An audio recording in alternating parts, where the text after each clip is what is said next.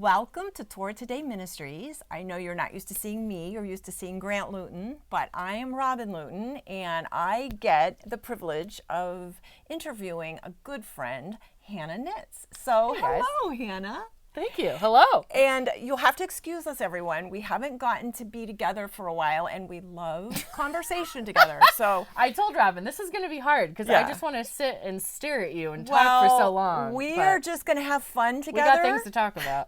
And you all are invited to join us. How does that sound? Sounds great. So, Hannah, let's begin at the beginning. Robin, I just adore you. I'm so excited about this. We met a few years ago in business. We did. Professionally, first of all, years ago when you came and gave the company I worked for some professional advice. What was it you were about? I was about marketing. I loved marketing. I just loved the idea of working with someone or a product or a company that was doing awesome things and helping them show it off. Okay.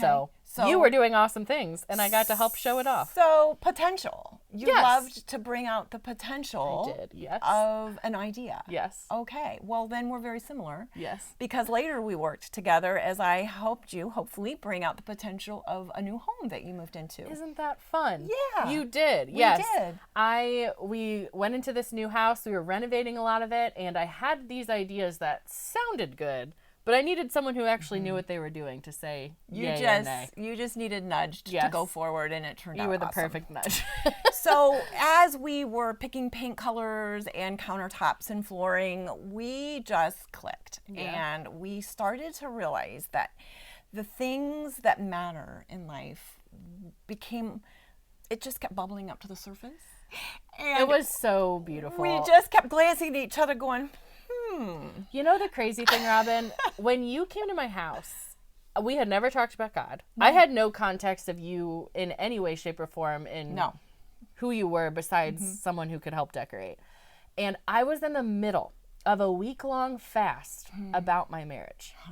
I loved my husband. I have a great husband, but there were things that were getting difficult, and I didn't know what to do. And God told me to fast. Oh, wow. And the last day of the fast, I'm going through my house with you, picking up paint colors, and as you're leaving, you're like, by the way, this is what I'm really passionate about. And I take this book out of my bag. Yeah, and you're like, I think you'd appreciate it. And you give me Valor, the book you've written, the one of top 5 books I've ever read. And truly within these pages held the answers to the questions I was asking God. Isn't that crazy? It's so crazy. And God is the best. I drove home thinking, is she just going to think I'm really weird now? Yeah, because we didn't talk about it. No, You were just like, no. You were like, here's something what I'm really passionate about. But okay. it wasn't long. We had our famous coffee date. And during that coffee date, it became so evident that we were on the same wavelength. Wanting to know God better, wanting to know how to do life better. Yeah. And you were so honest with me, Hannah, which is one of the reasons you're my guest here today, is because you're honest. Filter. I don't own one. Sometimes I should have a filter, but I don't. It just comes out. I think our listeners need your honesty Yeah. and your vulnerability when we talk about how you were just weary Yeah. and kind of discouraged and trying to figure out, how do I do this? How do I show up at church and be involved and show up for my husband and connect and show up for my then first child because you would become a mother? Yes. And you were just kind of, and Yeah. during our conversation, correct me if I'm wrong, I remember that I just felt really compelled to say, Hannah, remember when our master said, come unto me, all you who are weary and heavy laden, and I will give you rest. Take my yoke and learn of me.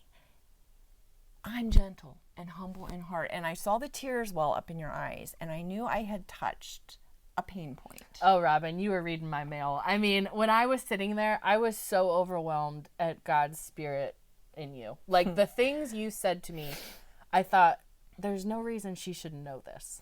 That's how it felt, you know? It was him. I mean, Yeah. that's Oh, God. how it goes. Yeah. And you're right. It was a weariness. And again, I had come off of this fast because I'm hungry for what should I be doing? How do I figure this out? And rest was the surprising answer. Well, one of the things you kept saying is like, Robin, where do I go for this? Because we reviewed how, God created this physical world in 6 days, and on the seventh he rested, and he gave us this pattern for life that most of us kind of disregard because we don't know. And you were like, well, where do I go? And it was when I said, Hannah, it's not a place, it's time. You set aside time. Time was the first thing that God declared as holy. Think about that. Wow, that's a word right there. Back That's in good. Genesis, he says, this is the seventh day, which is set apart to be holy. And like we also talked about, the word holy doesn't mean religious, and it means set apart because it's different than the rest, and it's special. And I said, I'm going to challenge you to set aside a chunk of time for you and your husband to find rest with him and with each other. And then that was your homework. How did it go? It was pretty challenging, but good. Robin, the interesting thing is, I'm trying to think, that would have been 4 years ago. Yeah. And I just in the year before that had this kind of reckoning in my faith, and this time where God just revealed himself in a way that I didn't even know was possible. And it really, if you could go back to that Hannah who was raised in the church, had been in ministry my whole life, had been like super involved and busy. Oh, Robin. Busy. I had the best Christian resume out there. I challenge anyone. I think I was busy doing God's work. I think I recall looking at you at one point and saying, Hannah, there's an old saying that as spirituality increases, activity decreases. And you just went, huh. Yeah. The version of God that I understood was, in order for salvation, in order to experience this union with God and this gift that we get through Jesus' death on the cross, there's nothing you have to do. Like you accept this gift, this beautiful free gift in faith and his love for us. But once you accept it, you better get to work, Yeah. And not to, again, it wasn't ever to earn my salvation. It's all we knew. But I did it too. It's like, but if you want your life to count, give it all for God. And it wrings out a family. It can wring you out. Robin, yes. Yes. So it does wring people out. I know. And so you mentioned your marriage earlier, Hannah, and you were on your face before God, like it can be better, because we both talked about potential, and we're both like that. We don't settle for good enough. Yeah. We want it as good as it can be, and you wanted your marriage as good as it can be. Yeah. So this new idea of entering rest and just being there in a space of time that you didn't let the world crowd into to encounter God, how did this affect your marriage with Caleb? Well, it was difficult at first. I will be honest with you, Robin, because for me, the beauty of rest was not the first thing to enter the door. The first thing to enter the door was being invited to sit in the presence of God. That's a good place to start. Yes. And this was a new experience for me. So growing up in the church and in this very you better get busy world of the church, I didn't make time to sit in his presence because there was work to do, And didn't you feel measured by the amount of busyness that your family was involved in? Yes. And honestly, there was even this chart at church that was like it was, well, it's not as bad as it sounds, but it was like showing a discipleship journey from like being an infant in Christ to being a full mature adult. And there were terms along that chart that were like good and made sense, but along it also showed the more you're serving, like you grew in this, and that was just so much of what I understood is the more that I was served, it was a part of this. So anyway, the first thing to walk through the door is this invitation from God to sit in his presence and to get to know him, not because I'm leading a Bible study, not I have to read the Bible in order to understand it to evangelize to my friend, not because the whole church is going through the book of Luke, so I should go through it too. There was no to-do list. There was no agenda. Just it was to hear from him. just to be with him. Just to be with him. Imagine that. So your question, why I say all this is what this did to my marriage. It made me really weird, Robin. Weird because how? because Caleb and I had an unwritten agreement that we both bought into the busy version of God. So now you're And just we did kind it of together. on a new... And all of a sudden, I'm hiding in a closet. Trying to spend time with God, quitting everything, you know? And it was difficult at first. I will be honest. I'm not going to say, oh, I found rest and immediately our marriage just flourished. It actually added conflict because I was kind of changing the game plan. We had to wrestle through this. And the way I talked about God and the enjoyment I was experiencing and just being with him and not doing anything for him, Caleb just didn't track. And I don't blame him because it's not something that comes just through understanding and studying it. It's experiential and it's a revealing from God. So of course he's not understanding what I'm saying, but anyway, so then I'm a verbal processor and I'm like, I think maybe we've been too busy, and it just felt conflicting a little bit. Yeah. So that's why I was fasting. Okay. Because there was so much of this new understanding and interaction and intimacy with God that was difficult for me to navigate in our marriage. So I think when I met with you and we started talking about this and what this looks like, this idea of rest, what I came to understand is like I had been learning how to do this within my time with God and with him. But I still hadn't figured out how to bring that rest then into our marriage, our family, our home. life. Right. Yes. Right. And that was like the tension. Well, thank you for your feeling. honesty. Yeah. Absolutely.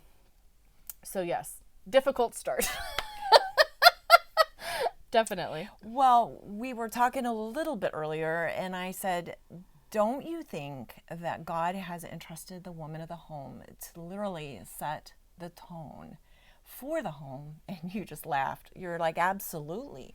We can deny it. Yeah. We can resist it. But so you're setting a new tone for your home now. And tell us a little bit more about that. You know what, Robin? This is a big responsibility that sometimes, I'll be honest, I don't like. I know. It doesn't even seem fair. Because why me? Why do I have to do it?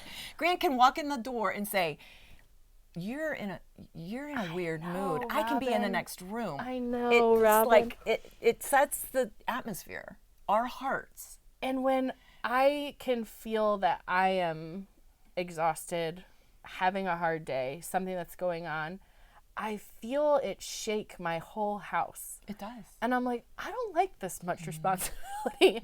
Can't I have a horrible day and everything else just... Can't they be responsible for their own? And that's just not how it works, Robin. So, yes, I think it is honestly one of the most underrated gifts that we carry as women.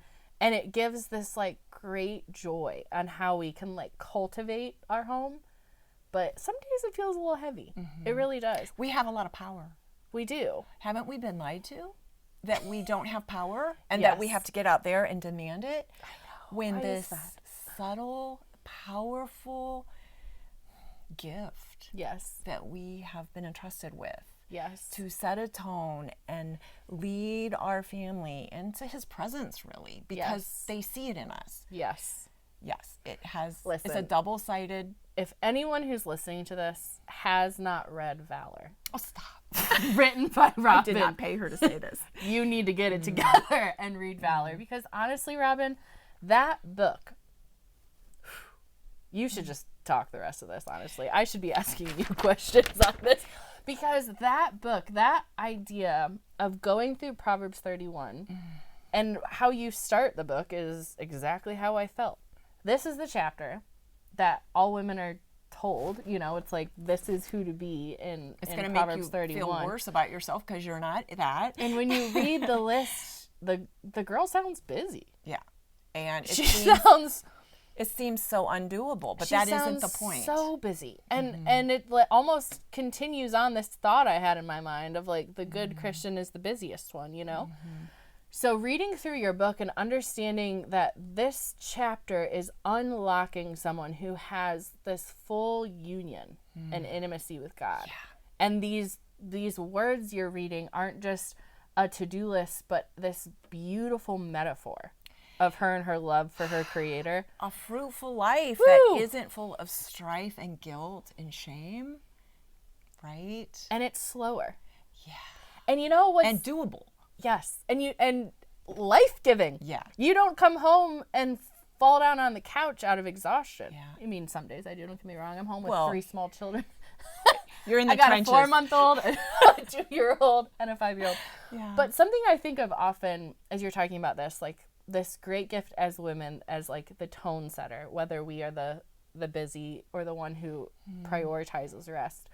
To me, it always struck me, one of the main passages that God used to just blow this open in my life is the true, what word am I looking for?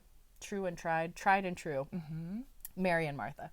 Right. How many times have we heard this? Right. But I heard it 100 times, but apparently never really cracked open the true heart and meaning behind these words that Jesus was saying. It was a flannel graph, and it was Yes. like, yeah, okay, got it. It's just like a Noah's Ark story. You're like, yes, I'm a little more like Martha, but God prefers Mary, and you move on. Versus seeing it as, it's not 2 different personality types. You know, it's not like, are you the busy one or the one who will sit at Jesus' feet? It's literally one invitation and choice that we all have. It is. Not depending on your personality type. I love the way you said that, Hannah. It is an invitation. Yes. And a choice. And isn't it funny that this lesson, Jesus sat with 2 women to say this? Because they were setting the tone. We're like trying to say the same thing. See, I warned you. Because. I warned you. This is what we do. Yes. But it is. It's like, this is a message for everyone. Men, women, children, adults, old, young. Yeah. But it's just interesting to me that when Jesus is teaching that, Martha, you are so distracted with your serving. And Mary has chosen the right portion, and it will not be taken from her. And it's like, Mary was teaching us rest. Yeah. She just sat at his feet. Basking. Yeah. I was with a group of women the other day, and it just popped in my head, and I looked at them all, and I said, so ladies, what is the difference between basking and wallowing? I said, oh, wow. We can be experiencing the same thing. Yes. But we choose one or the other. Oh, man. And Mary was basking, and Martha was kind of wallowing in her irritation. And what's interesting, I think, is that Martha could have been serving, but serving with the attitude of basking in his presence, and all would have been well. Wow. I hadn't thought of it that way. It didn't mean she had to leave the dishes on the counter and sit at his feet. It was an internal shift. Yes. That she and we are invited to make. But I will say, for many of us, at least for me, I did have to set down pretty much everything for a while to really just get this truth and this message I of like it. God's delight in sharing his rest with me and his presence with me. And there was nothing he needed from me. That word delight, why do we not hear that more when we're talking about our relationship with God? Robin, can you tell me why? I desire this so. Because it's become so busy and dutiful. Yeah. And he invites us to delight in the Sabbath and delight in our daily mundane tasks, which with that internal shift, we can elevate to something that connects us to him. Yes. I've been thinking a lot lately about how we can be doing the same task and we can see ourselves as either a servant or a slave. And I think the way we serve God, we have that same choice to make. I just read a verse like this. Yeah? It was in Galatians 5, I'm pretty sure. And essentially, Paul is saying, like, he is no longer a slave to Christ, but a son. Right? It's like, oh, he didn't even use the word servant. He jumped straight to son. Oh, goosebumps. I loved it. I read it so many times. I was like, man, there's so many of us who are still in this servant slave. Mm-hmm. Like, gotta earn favor, you know, because it's the right thing to do, and I want to please God. Because he doesn't, because he doesn't love me for who I am. It's what I'm doing. It's doing and not being. Yeah. But honestly, Robin, when I am talking with a fellow mom, a friend, I just had a conversation recently with a mutual friend, like, not mutual friend, what would the term be? A friend Caleb and I both have, another couple that we love. Mm-hmm. And he was talking through some of the exhaustion he's feeling. Burnout. Yeah. And everything in his heart, Robin, was a desire to do the right thing. You know, it's not like he's sitting there. It's not like we're setting out to get off track. Yeah, it's not as though he's saying, I desire to be a little more legalistic in this. Yeah. You know, his heart is like, I just want to please God. And I so appreciated his honesty as he was talking through this and describing this. But after we left and we're driving home and talking to Caleb, I was like, he hasn't tasted it yet. I can tell just by how he's talking, like, he hasn't experienced this rest and delight in the presence of God, but he's in the Christian world very successful, you know. He's on the right boards and involved in the right things, and very involved in difficult ministry. Like, and good things. Yeah. And good it's things. Like, I'm just like, it's just here, like, come and taste this life-giving goodness of being with your Creator, just to experience him, you know? One of the things that I started to recognize as I was looking at that passage in Proverbs 31 and thinking about that archetype and that metaphor of the woman of valor, that Ishakayel, I realized she didn't have to leave where she was and go very far to accomplish a fruitful life. She was able to give life right where she was in the life that God had placed her. And everything she looked at, she saw opportunity to bring it into its potential. Her husband, her children, her friends, her onlookers who didn't quite get it yet. And she just had to demonstrate how to be connected to him. And when we abide, he brings forth the fruit. We don't have to strain and make fruit happen in our life. Jesus said, just abide in me. Isn't it funny though, Robin? I heard that countless times. Yeah. But I still felt as though, yeah, but it's got to take some effort. You know, like, that's good. But me standing up and stretching myself here, like, that's his fruit, right? And I will never forget, last year, there was something that I was writing. We were approaching Christmas, and I had 48 hours by myself with God, which I highly encourage if you're looking to start this journey of rest. Like I try to regularly, build in with my husband, with the kids, with the schedule, a weekend alone with God, quarterly, we'll say. I'm away with God, and I'm feeling this excitement for Christmas coming. And I just think, man, my kids, you know, at the time I'm pregnant. I have a 1-year-old and a 4-year-old. And what do I want them to know about Jesus coming? Right. Like, what do I want them to know? Not, because Christmas itself has gotten so off the tracks. Yes, right. And they're so little, but I'm just like, I'm trying to find a devotional online. I'm looking through something, and all of a sudden, I have the thought, you know, thank you, Spirit. You know what to say. You tell them. I was like, okay.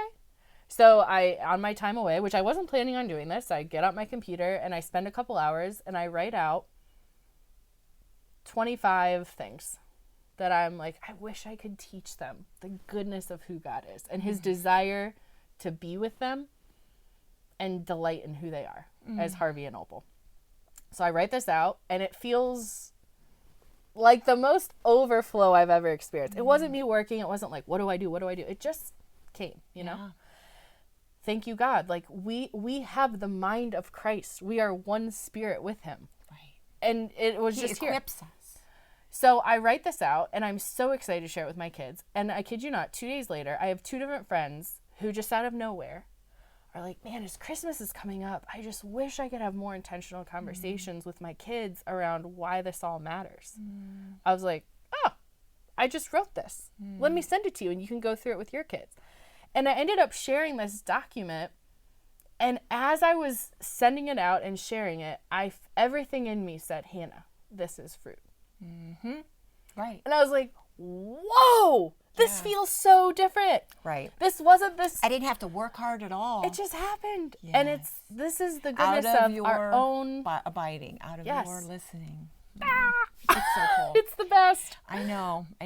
Well, during that holiday season, some of us celebrate Christmas, some of us celebrate Hanukkah, and we light those candles, and just the simplicity of sitting in a room illuminated by candles and remembering that Yeshua, our Jesus, says, I am the light of the world.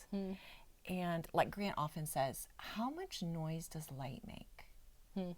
It's just what it is. And it draws. Yes. And it warms. And it gives hope. Yeah. Well, I love that practical example of something that you were able to do to bless your household. Do you have any other practical little tips or ideas for people who are just kind of new to this journey? Or maybe this conversation, Hannah, is the first time they ever stop to think, maybe I need to like shift where my head and heart have been and hear from him before I just assume I know what he wants me to do. What else works in your household and in your family? So do you think that question, are you thinking more of kind of bringing, how would I ask this? Like sharing God with my kids, or more of the Sabbath everyday rest and rhythm? How is that rest and rhythm Yeah. achievable in a normal busy family? It is hard, isn't it? You know, I'm at an interesting spot in life where my kids aren't in school yet.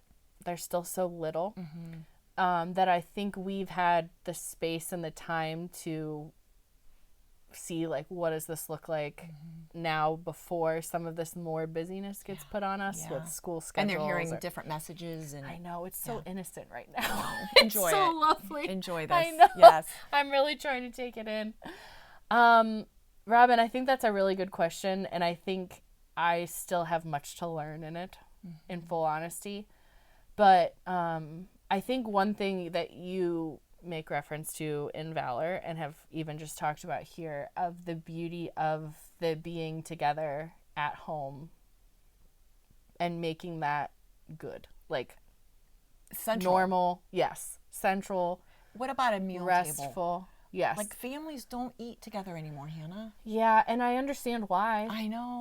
There's busyness, it's hard. But at least once a week, if you can Yes. make a special time Yes. for everyone to be at the table together and Yes. just remember who he is and who we are because of who he is, that's Sabbath. Yes. And listen, parents and mom, sometimes it is a lot of work to get there, and I know that. Like, sometimes when you're feeding your baby and cleaning up and it's not going to be a Hallmark moment. Something just gets spilled and you're trying to cook the green beans and you're like, ah! And you're like, I'm doing all this to try to rest and it feels chaotic. Who feels peace anyway?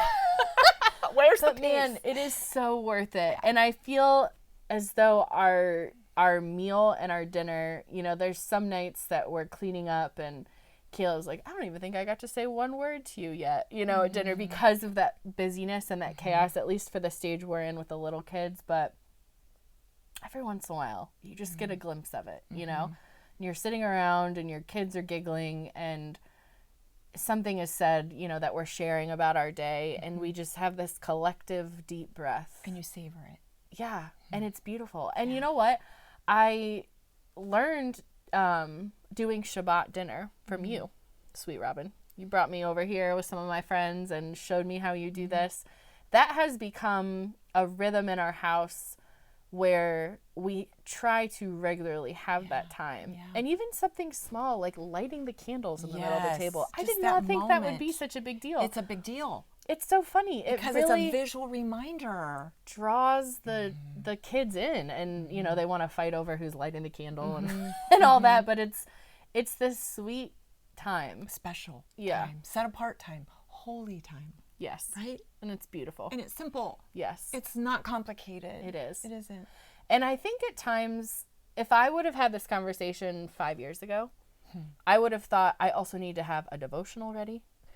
You know, I would have been busy about it. Yeah. I need to have the verse I read that morning ready to talk to my kids. You know, we got to go through these things.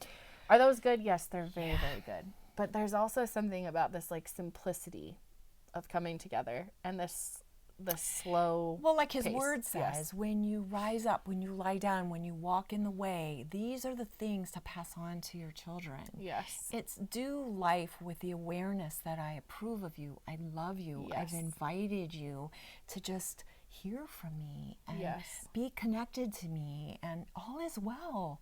Don't panic. You know, just that much can change everything. You know what's funny, Robin? Last night, I had a conversation with my husband where I, all of a sudden, became fearful that my kids were going to experience and learn about the busyness of Christianity. That's something to panic about. I'm dead serious. I was like, because it's so clear that it can be a downward spiral for a family. We don't mean it to be. I know. again, but it's with good hearts. But I'm like, I know. What if they are in a youth group or they join a study and it's just teaching them Christian busyness instead of the beauty of God's presence? You're modeling the other way. This is what Caleb said to me. He said, Hannah, they may learn those things. You know, maybe they do get involved in a Bible study or a youth group. And if they're learning about Jesus, you know, we're going to celebrate it. He was like, but the day-to-day living with us, we hope to show them the beauty of the rest and of God's presence. And there's nothing that they have to do, you know? This is why when we greet one another on Sabbath, we couple it with the other word of shalom. Because Sabbath and peace go together. And your kids are going to see that peace. And they're Robin, going to absorb it from you. And there's so much that you and Grant teach through and talk through in the entire word that blows my mind of how often that pairing of words and that shalom is there. It's like this message. And we forget it too. It's like this message throughout this whole It's the message. word. It's the message. Of rest and shalom and this like wholeness of life. And I just missed it for so long. Aww. And now I can't stop talking about it. I just so desire. Aww. And it's not a pride of, hey, you guys are missing this. My friend Noelle describes it with ice cream. Okay. And she says, it's as though everyone around you is eating McDonald's ice cream. And they're like, isn't this the best ice cream ever? And you're over there eating, you know, something luxurious. Yes. Like I love a Jenny's ice cream from Columbus, Ohio. The good stuff. And you're just wanting that. You're like, no. You That's gotta good, taste this. but this is great. If you think that 99-cent McDonald's cone is the best thing you ever had, you've got to taste this. This has peach and fresh biscuits in it, you know? That's a flavor I love from Jenny's. And that's so much how I feel when I talk about this delight with God, when I talk about his presence, when I talk about this rest with him and how that overflows in our whole lives and world. It's like, you gotta taste this. You gotta experience it. This is why Yeshua says, I am gentle and humble in heart, and you will find rest for your souls. My yoke is easy and my burden is light. How much more clear could he make it, this invitation? Yet it's taken both of us so long to hear it, and we're both still working on understanding it. So could I ask you something? Sure. We talk about this. We talk about rest. Mm-hmm. And we're like, we don't have to, you know, be busy. We don't have to do things. Like, we could just sit with him, and that's all he needs. Yet, you still do stuff. Oh, yes. You're doing a podcast, you know? Like, what does that look like? What I'm finding is that there isn't the wasted motion. That when I am moving and extending and sharing and doing, there's like a wind at my back. And I don't feel like the wind's blowing in my face and I'm working against resistance, because I'm yoked together with him. If you're yoked together and he's really doing the heavy lifting, I'm along for the ride and experiencing the joy of it. Does that make sense? Yes, it does. You know what I think? I think we need to have another podcast episode. I'm ready. In the near future. And this is what I want to talk about. Yeah. This opens up a whole new subject that we don't have time to discuss today, but I know it's on our hearts. Yes. So many of our friends and people we know these days are in this situation called deconstructing. There's a deconstructing going on in the Christian world today of people saying it doesn't make sense and I'm over it and I'm moving on. Unfortunately, they're not reconstructing by finding the answers that God does give. And do you think that part of the reason this is happening so much and so tragically is because we've missed this? Without a doubt. I mean, to me, there is a direct line drawn between the two. Okay. Because it's exactly what you're describing. These sweet men and women jump into the busy version of church and a relationship with God. And without experiencing this time of refreshing that Jesus came to give, you literally get burnt out. And then you're reading things like, it's supposed to be the most fulfilling thing in my life. And these verses of it's supposed to bring rest and it's easy. So then when you don't feel that, the first question pops that says, maybe this isn't true. And it's all just... Because I'm not experiencing this Zoe life that this is talking about, and I'm doing everything I'm supposed to be doing. Right. This is what I feared for my friend who I just had this conversation with. And he's like, I'm doing everything I'm supposed to be doing, and I feel horrible. So when we miss the beauty of presence and rest, I understand, you know? I do too, because that's what brought me to the end of my rope. But waiting for me was the truth of what his word really does invite us to. I'm so grateful. Can I add one quick thing? You can. I am reading through Acts. So am I. Get out! It's been so amazing because I'm reading it with all new eyes, like I've never read it before. Well, funny you should say that. I've never read it before. Okay. Period. I've never read through Acts. I'm new to reading the Bible on my own. I'm only 4 years in. Okay. I grew up in church. I've done the Bible study, the small groups, but again, no agenda, no plan, just me and God. And letting this him speak. Is brand new. Cool. 4 years in, best adventure of my life. Anyway, I was reading through Acts, and it struck me as Peter was giving essentially like the first sermon. So, and he had just had this major God encounter. Yeah. He was fired up. Yeah. Yeah. And so Jesus leaves, and everyone's just kind of like, oh, what do we do now? And Peter steps up and is giving this first sermon. And it blew me away. Some of the places where he is quoting from the Old Testament, essentially pulling like, okay, what just happened here? What did we just experience? And one of the 3 verses that he pulls is Psalm 16, 8 through 11. Psalm 16:11 has been one of my favorite verses the past 4 years as I'm experiencing God's rest and the joy of his presence. And I just thought, oh, this is just a cool random verse that I found in Psalms. I like this. And then I'm reading through Acts. I'm like, wait a second. Peter could quote anything, Robin. And it was that. And this is the verse he chose to quote. Well, you have to share it with us. Okay, so you can find it in Psalm 16:11, or as Peter quotes it, it's in Acts 2:28. You have made known to me the paths of life. You will make me full of gladness with your presence. That's where the fullness of joy and the fullness of pleasure comes from. His presence. Period. It's restful as we sit in his presence. And then just the next chapter in Acts 3, he's asking people to repent and to come to Jesus. And as he's saying it in Acts 3:20, he says, verse 19, repent therefore and turn back that your sins may be blotted out, comma, that time of refreshing may come from the presence of the Lord.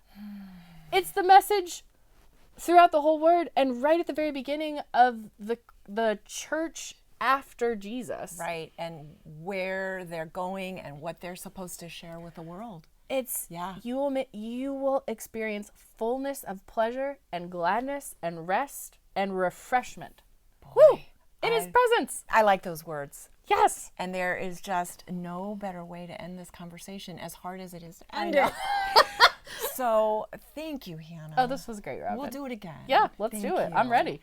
And thank you for joining us, and I hope you're encouraged and that you'll be more determined to find rest for yourselves. Thank you.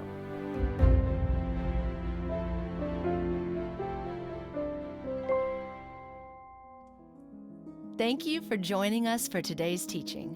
If the work of Torah Today Ministries has touched your life, please consider making a donation or sponsoring an upcoming video. As a video sponsor, you'll have an exclusive opportunity to memorialize a family member, celebrate a special event, or simply support the ongoing creation of similar content. Your tax-deductible contribution helps ensure that our teachings continue to reach all who are longing for truth. Click the link or visit our website to learn more.